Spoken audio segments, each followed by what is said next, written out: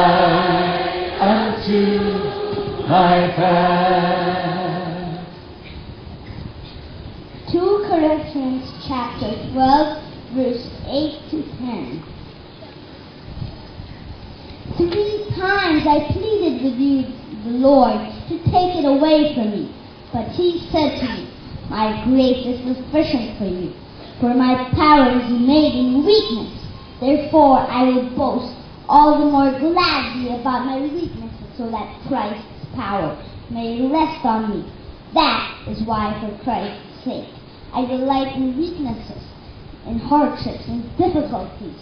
For when I am weak, then I am strong. You've got problems in your life. You've got, it's the verse we read. Now, raise your hand. Raise your hand if you agree with me. The verse we read was a little bit difficult to understand. Huh? I delight. Did you actually hear that? The second to the last line. I delight in hardship, difficulty, and weakness. Last line. When I am what? Then I am strong. Hello. If that was not from the Bible, and you heard that from someone, you would say, is he nuts? But, because it's in the Bible, we kind of like, pretend as if we understand. Oh, yeah, you're right. But it's so difficult to understand. When I am what? Then I am what? You gotta be kidding. When I am weak, I'm weak. How can I be strong? Well, you want to know how? Ask me how. I won't tell you.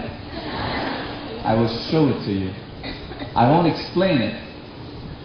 I will actually just let you watch. They say that a picture is worth 1,000 words. Well, maybe a video is worth 10,000 words. And I'm going to show you the story of a young man who has brokenness all over his life. And God uses that and makes him strong. The life story of a young man named Nick. I believe that everything is in God's control and is all part of God's plan for our lives. What sort of plan? At the moment, I'm already seeing His glory revealed through my struggles of having arms and no legs.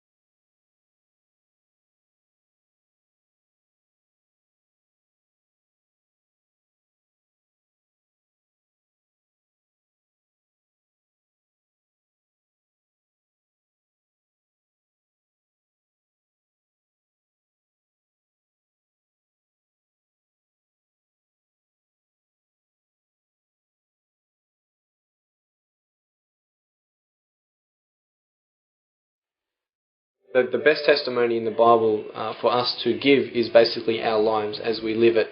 That the whole world will see that Jesus lives in us by our fruits, by the way we live.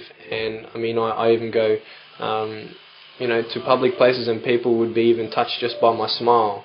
So I think it's very important to be open to the way God wants to use us and His plan for our lives. The desire for me to be independent and live a normal life and a full life is a dream of mine. I really just want to put limits aside and live life to the fullest and just going for it. So that's my main motivation I love new challenges. It was a pretty cool challenge, working out how I'm going to brush my teeth and all that sort of stuff. But so I enjoy that sort of stuff. But it sometimes gets frustrating. It sometimes does get frustrating. But overall, my motivation would be just live life and not let anything stop me from overcoming any challenge.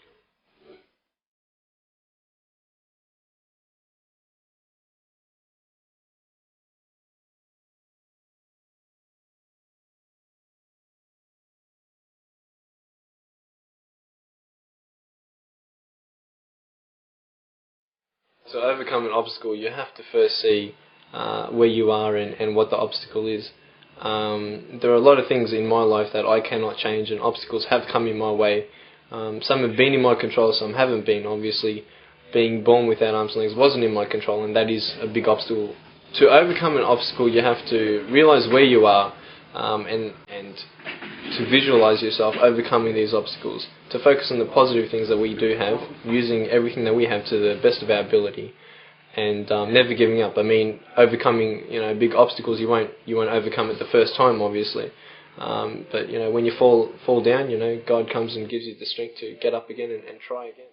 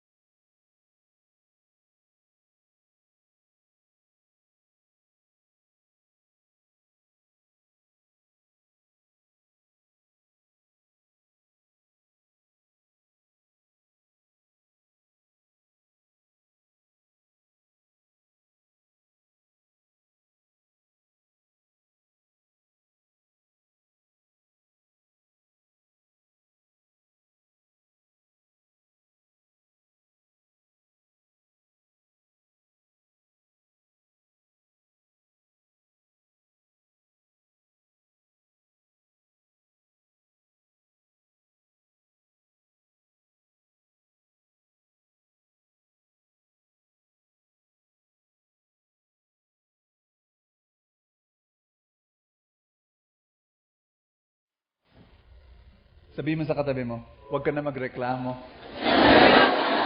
Don't complain. Stop complaining. My gosh, you have no right to complain.